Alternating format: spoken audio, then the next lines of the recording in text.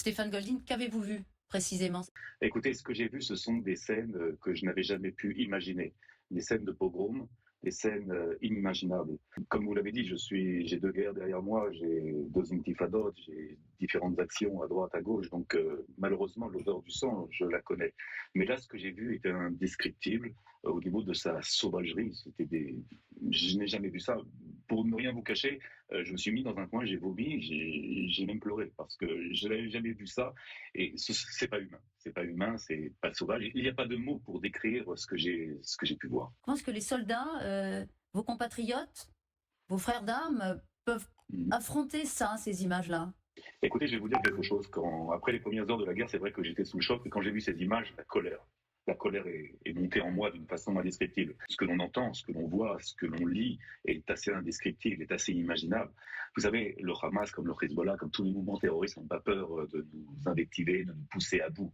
Et jusqu'à présent, nous sommes restés surtout sur une question défensive. Toujours, nous étions en réaction. Je pense que maintenant, il en est fini. Je pense que nous avons vu clairement ce que le Hamas est capable de faire. Le Hamas a fait exactement, malheureusement, dans les années un peu plus récentes, ce que Daesh aussi a fait. Israël a toujours essayé de se battre contre des militaires. Or là, nous ne sommes pas face à des militaires, nous sommes face à des barbares, face à des terroristes. De plus j'ai du mal à imaginer qu'un jour Israël puisse, par exemple, capturer, par exemple, des enfants et les assassiner ou de leur couper la tête. Ce n'est pas du tout Ben, bien sûr. à l'ordre du jour. Alors, Philippe Gély a une question aussi pour vous. Est-ce que l'offensive terrestre qui va venir, certainement, peut combiner l'objectif de libérer les otages et celui de détruire le Hamas, ou est-ce qu'il faut choisir entre les deux et privilégier la destruction du Hamas au risque de perdre les otages? Écoutez, la question des otages est une question qui est très sensible, mais que les choses soient claires. D'abord, la première priorité, ce sera la destruction du Hamas.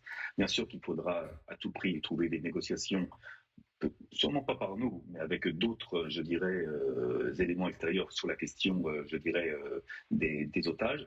Comme l'ambassadeur d'Israël l'a dit, il me semble, hier, vous savez, les otages sont dans une situation, je dirais, très précaire. Que les choses soient très claires. Je ne pense pas qu'aujourd'hui, Israël renégociera comme elle l'a renégocié au moment de la libération de Gilad Shalit.